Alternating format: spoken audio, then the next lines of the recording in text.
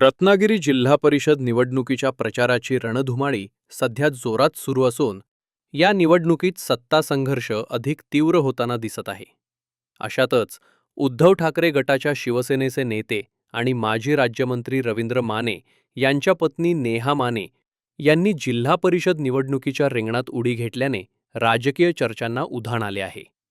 संगमेश्वर तालुक्यातील साडवली जिल्हा परिषद गटातून नेहा माने यांना ठाकरे गटाच्या शिवसेनेकडून उमेदवारी देण्यात आली असून या गटात भाजप विरुद्ध ठाकरे गटाची शिवसेना अशी थेट आणि अटीतटीची लढत पाहायला मिळत आहे. या निवडणुकीकडे केवळ उमेदवार म्हणून नव्हे तर रवींद्र माने यांच्या राजकीय अस्तित्वाची कसोटी म्हणूनही पाहिले जात असल्याने या लढतीचे महत्त्व अधिक वाढले आहे. रत्नागिरी जिल्ह्यातील नेत्यांच्या कुटुंबियांमधील लढतींपैकी साडवली जिल्हा परिषद गटातील ही निवडणूक विशेष लक्षवेधी ठरणार असून प्रचारासाठी अवघे काही तास शिल्लक राहिल्याने उमेदवार गावोगावी जोरदार प्रचार करताना दिसून येत आहेत. जिल्हा परिषद निवडणूक रिंगणामध्ये म्हणजे मानेंची मिसेस म्हणून पण आणि तुमचा जिल्हा परिषदेचा अनुभव म्हणून पण निवडणूक रिंगणामध्ये आहेत. कसं बघता? कारण पारंपरिक लढत या ठिकाणी भाजप जो सर्वात लढत असेल त्याच्याकडे निवडणुकीकडे बघताना मी निवडणूक म्हणूनच बघते आहे. कारण जवळजवळ 92 पासून मी मानेसाहेबांचा आणि इतर सर्व उमेदवारांचा प्रचार करत होते. त्याच्यामुळे जवळजवळ 38 वर्ष आता मला ह्या प्रचाराची आणि सगळ्याची सवय आहे. आणि उमेदवार म्हणून म्हणत असाल तर मी आता दुसऱ्यांदा जिल्हा परिषदेला उभी आहे.